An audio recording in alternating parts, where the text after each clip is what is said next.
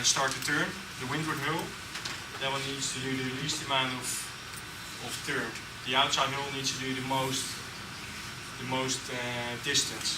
So it's good if we keep our weight on the windward hull until the boat is on the right tack. After the tack, we most likely have slowed, so it's good to give the jib a little bit. It can start the flow and acceleration again. And by giving the sheet a little bit, you twist it, which helps the boat to accelerate. The other thing is with the light conditions, it's hard to pop the mainsail because the battens need to pop to the other side. And if we wait for the breeze to pop them, to really pop them, we need a lot of energy out of the breeze in order to pop the battens. And as soon as we went through the eye of the breeze, it's good if the battens will be on the other side.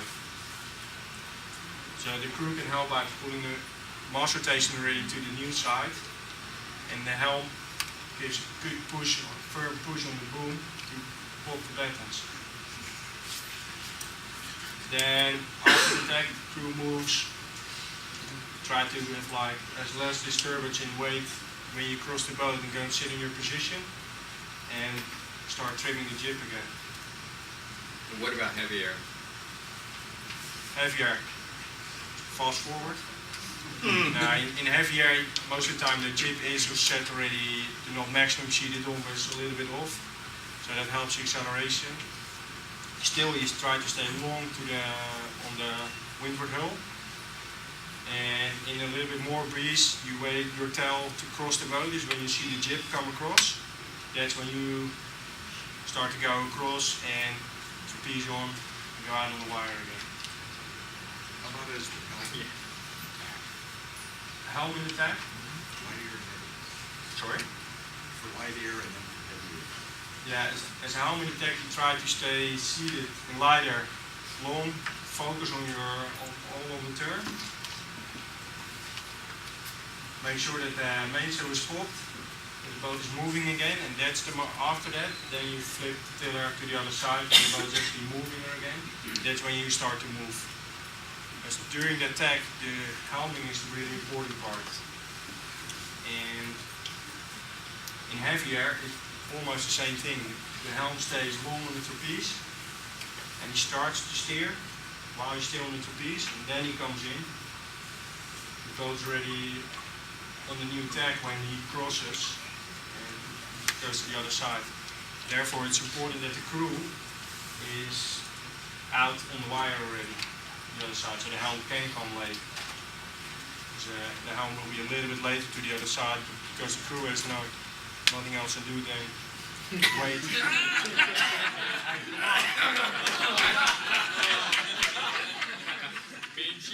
Main sheet? Nah, that's a helm job.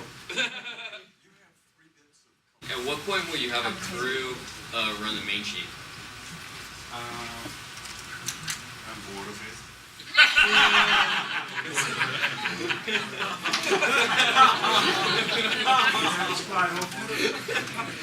Okay, when should the crew ask for the main sheet? Take the main Yeah, sheet. you know, like, as a helm, you can feel it because most of the time it's just as soon as your crew is out on the wire, you can feel like there's actual times where the main needs to be east. That's the moment where it's probably nicer to hand it off. But I've noticed you put crew out really early in light air. Yeah, but then like the main sheet is still, for me I only do a few settings, so it's pretty easy, but you have the moment where the hull actually wants to pop, really, and the pressure hits, and you need to adjust the sail a little bit in order to avoid like sharp steering. So there it's nice if the crew hands it, you give it to the crew so you get that tension out of your body, and you can focus more on helming and the important things. And for the crew, it's really easy. It's two hands and sheeting. Oh, it's easy. It's Easy. great. No problem. And those guys, you can't wear them out. And arm length's pretty short in the JW. Another thing is daggerboard heights. You can play with how high, how low.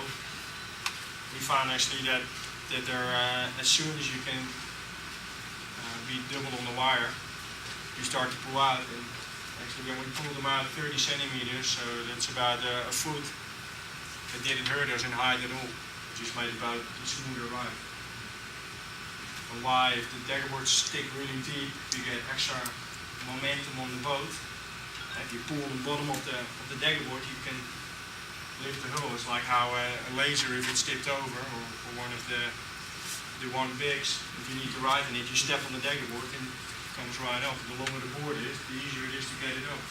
Even the kid with 30 pounds can get it up if it's a really long board. So what you're saying is as soon as you're double trapped, you're starting to think about pulling the boards up a bit. Yeah, it's just to reduce drag, make a smoother ride. You don't worry about slipping or anything? Well, that's what I was trying to say. Like the amount of slipping, it didn't hurt us slipping sideways. It depends a little bit. Like if you're in vulnerable conditions, which is really wavy, the flow needs to attach all the time. So you need more surface area on your dagger boards to prevent that slipping. If it's pretty smooth, you can pull them up high.